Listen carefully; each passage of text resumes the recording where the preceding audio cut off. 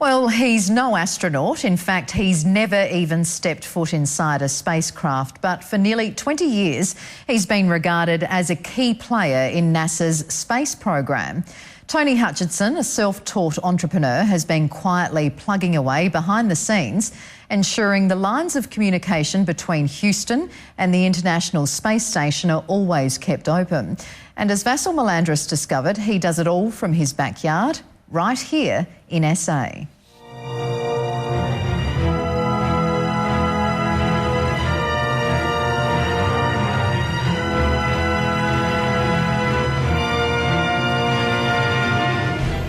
This is Mission Control Houston. Coming up in about a minute, we'll be joining the conversation taking place between ham radio operators, in this case Tony Hutchison in South Australia, who will be initiating a call to the International Space Station. This is VK5ZAI Alpha India. We're a long way away from Houston, Texas, aren't we? Yes, virtually the opposite side of the world. When Houston has a problem, Tony Hutchison is listening and ready for action.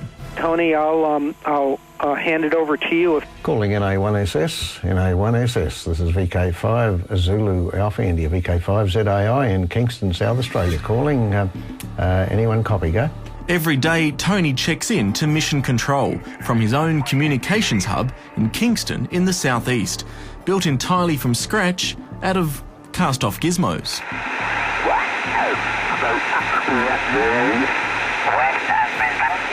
about 55 miles or 90 kilometres west of Brisbane. But don't let appearances fool you. Tony is one of the elite ARISS group of 9 amateur radio operators entrusted by NASA to come to the rescue if their signal to space goes down. We had a small emergency on the docking of the Progress supply rocket. They basically rang up and said, can you go on standby? And that's amazing, isn't it, that NASA's own antennas failed and you were called in to rescue communications? Yes. And what started as a hobby quickly became an all-consuming passion. Are you very busy tonight? Yeah, look, can I leave that with you? Yep. And bring it in to me? I've got a couple of things to do and another school coming on. All right, hope everything goes all right.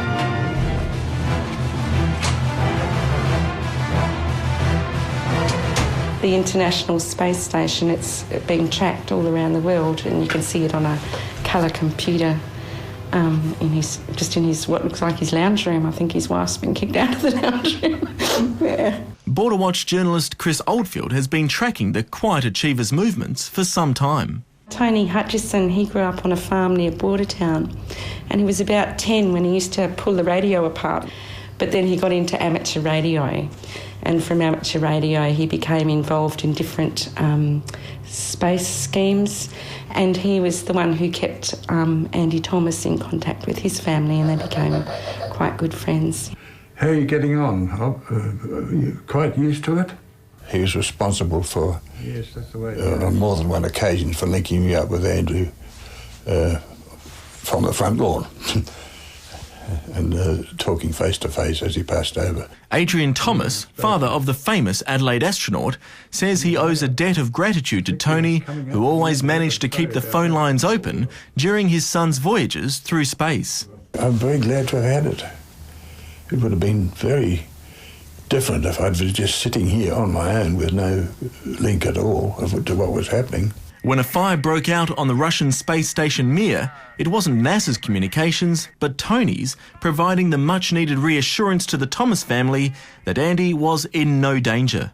It's something I wouldn't like to go through again, and I really must say that the help of Tony Hutchison was absolutely wonderful. With the space station and everything else. These days, the 68-year-old is supposed to be retired. And considering he's been repeatedly knocked back by the state and federal governments for any financial support, Tony can barely afford to keep up with ongoing costs. I estimate it costs me personally about $4,000 to $5,000 a year. Who covers the electricity bill? I do. But nothing can stop this space ace from doing what he loves. And lately he devotes much of his spare time in the classroom, offering South Aussie students a rare chance to talk to astronauts on board the International Space Station. That must give them a real buzz. It does. It's any school in the world can apply. It's a waiting list at the moment, unfortunately, of around 18 months because it's so popular. It's only a matter of filling out an application. Andy Thomas may yet have a part to play in NASA's next major project, a base on the moon. And you can be sure Tony will be facilitating wherever possible. Fancy a trip to the moon yourself? That's a long way. I think I'd be in it, yeah. I've experienced most things in life and, yeah, if the chance came up, I think I'd be there. He may be unrecognised and largely unsung, but Tony Hutchison's efforts have certainly not gone unnoticed by NASA, treating him, just like his astronaut friends, as a bit of a hero. I got an award from NASA the other day for the engineering work that I've put in over the years, which I had no idea was coming, but it was quite a thrill. Does it make you proud to think, you've played this pivotal role in connecting so many people? Yeah, I suppose, yes. Any regrets? No regrets at all. Well, ladies and gentlemen, we've shared a moment of history. Amateur radio station VK5ZAI in Australia, operated by Tony Hutchison, contacted Barbara Morgan, KD5VNP, aboard the International Space Station. VK5DJ in the group, VK5ZAI.